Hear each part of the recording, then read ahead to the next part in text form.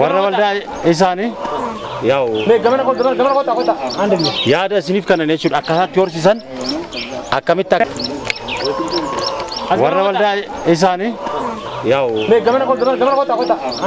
yaada isiniif kanan jechuudha akkaataa horsiisan akkamitti Bistu guddina lukkuu jechuudha Araddaan Barakatu jeef waan baay'ee nu gargaare jalqaba mana lukkuudhaan ijaare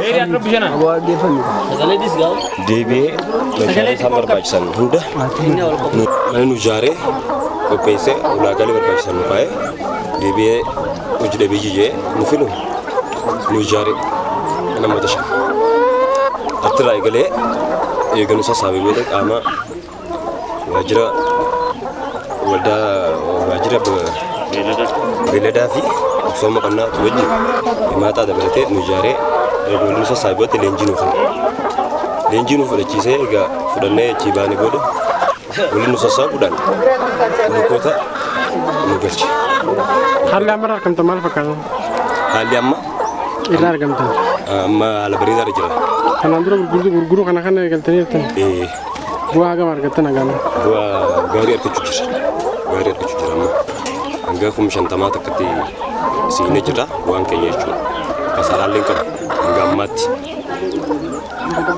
waan barbaachisu gaarii biraatiin waan deeggarsa barbaannellee hangaafachaa jiru.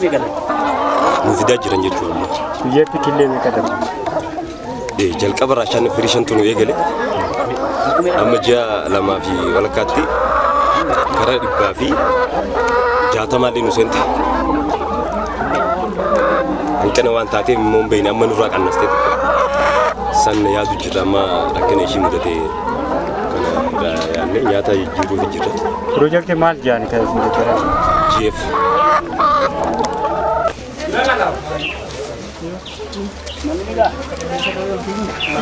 Nyaanni ishee maal maali? Nyaanni ishee nyaattu yeroo inni? Nyaanni isheedhaa kan jalqaba hojii dhufee amma isaan isin deeggaraa jira? Isaan mana deeggaru jira ammallee. Nyaata ishee isaan mana deeggara? Ammallee isaan mana deeggaru jira. Kanaa kara keenya keessatti seenne amantii keenya baasuuf seenne. Iyyaasuun isaan deeggarsu isaan jira. Kana booda immoo itti yaadataadha jechuudha. Kaapitaali isaanii kaapitaali keessa nama maallaqni guddata.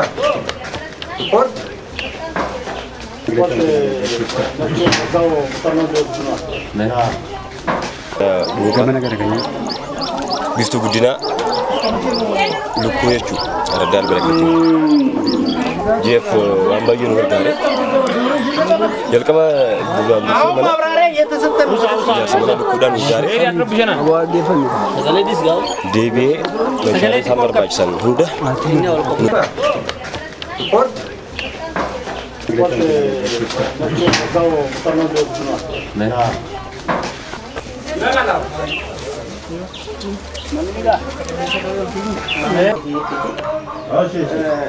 akka nam tokkotti ani maaliin jaa amma jee itti aanu boqqolloo fi raada booranaa irratti na bira karoora qabachuu qabdanii jechuudha. Isinis amma karaa waajjiraatti dhugaadha hojiin arba rakkattee hin jiru miti ni jira. Arba rakkattee qofa xiyyeeffachuu osoo hin ta'in nullee dhuftanii warreen har'a as jiru kana fiddanii nutis bara amma muuxannoo waan baay'een fudhadhee fi kiyyaafis hanqina kiyya achi keessatti sirreeffachaa deema bara dhufuuf jechuudha. Shanyii facaan dabreedhaami akkasuma jira. Kanaaf sagantaa bakka biraatti hin qabatin akka nam tokkottiif qabeetiin jira jechuudha. Leenjii gaa waan nu gadha bilisummaa keessatti eebine leenjii gaa uummanni keenya waan argatee jiru garee 5 jaaramtee jirti Araddaa kana keessatti qusannaaf liqii irratti jechuudha. Garee 5 sun nama 30 nama 150 taanee ijaaramnee jiru. Namoonni kun bu'aa qusannoodhaaf haalaan baran eega leenjii argannee leenjiif boodee jechuudha. Amma namoonni kun qusatan torbanitti qarshii duraan 15 akkana qusatan amma gara 5 harka 5tti siqanii qusannaa kan. Akkasii qusatuudhaan jetti soo dhufanii qusaakootti galan. Nama kana keessa nam 54 kada qusannoo qusaakootti galee yuuneenitti miseensa ta'e. Yuuneen irraa meeqa qusatanii 165 qusatan. 165 qusatanii deebanii meeqa liqeeffatan 400 fi 95 liqeeffatan. Miiraa sanii maali galan? Garaddaan teenyas hojiidhaaf bijjooftuudha. Hojii adda addaa galan jechuudha daldala adda addaa kuduraa irratti shunkurtaa waan adda addaa jira. Akkasitti mee ammallee akkamiin miseensa taanaa kaafes jechuu eegalee jiru.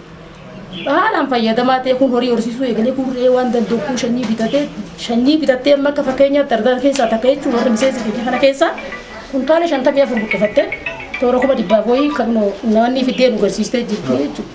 Bugi shida hangas takkatti irraa fayyadamaa jira jechuudha. Maaliif duraan hubannoo qabnu akkuma agarree dalaynaa asirratti gurfnes erga adda addaa walii dabarsina.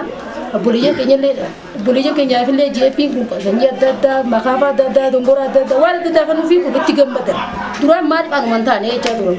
Ahaa nuti illee hojjennu daanuu ni guddannaa yeroo jaan baga uummata obboleessa kiyyaaf.